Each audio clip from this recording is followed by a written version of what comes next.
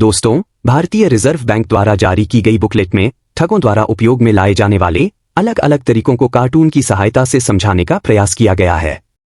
हमारी इस video series में हमने उसी बुकलेट में दिए गए तरीकों को वीडियो के माध्यम से सरल भाषा में समझाने का प्रयास किया है।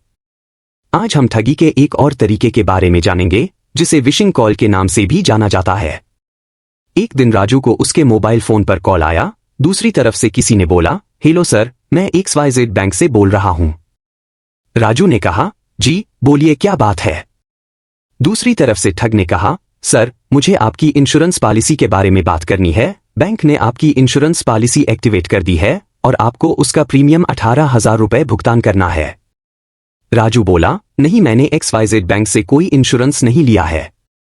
ठग ने कहा, सर, ये पॉलिसी आपको एक प्रमोशन ऑफर के तहत दी गई है और इसकी फीस भी बहुत कम है, लेकिन अगर आपको नहीं चाहिए तो मैं इसको डीएक्टिवेट कर देता हूं। राजू थोड़ा नाराज होते हुए बोला, मेरी समझ में ये नहीं आ रहा है कि आपने मेरी सहमति के बिना पॉलिसी एक्टिवेट क्यों की और मैं आप पर भरोसा क्यों करूं।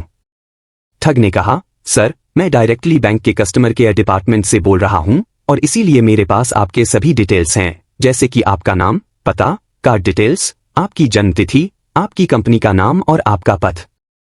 राजू ने कहा, ठीक है, तो ये बताओ इस पॉलिसी को डीएक्टिवेट कैसे करना है। ठग ने कहा, मैं यहां से ऑनलाइन डीएक्टिवेट करने की रिक्वेस्ट डाल देता हूं। जैसे ही मैं रिक्वेस्ट डालूंगा, आपके मोबाइल पर एक OTP आएगा जो आप मुझे बता देना। मेरे OTP डालते ही आपकी पॉलिसी डीएक्टिवेट हो जाएगी और आपको कोई भी प्रीमियम का भुगतान नहीं करना होगा। तो क्या मैं पॉलिसी डीएक्टिवेट करने की रिक्वेस्ट डाल दूं? राजू ने कहा, हाँ, डाल दीजिए। ठग ने कहा, मैंने रिक्वेस्ट डाल दी है, आपके मोबाइल पर जो OTP आया है वो बताइए। राजू ने कहा, हाँ, मुझे OTP आया है, वो है 859623। ठग ने कहा, धन्यवाद सर, मैंने आपकी पॉलिसी डीएक्टिवेट कर दी है। थोड़े ही समय बाद राजू को उसके फोन पर मैसेज अलर्ट आया, आपके खाते से 15,000 रुपए निकाले गए हैं।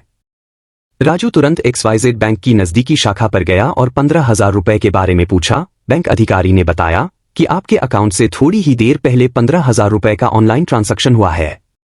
राजू को अपनी गलती का एहसास हुआ कि जो कॉल उसके पास आया था वो एक ठग था और उसे ठग पर विश्वास नहीं करना चाहिए था।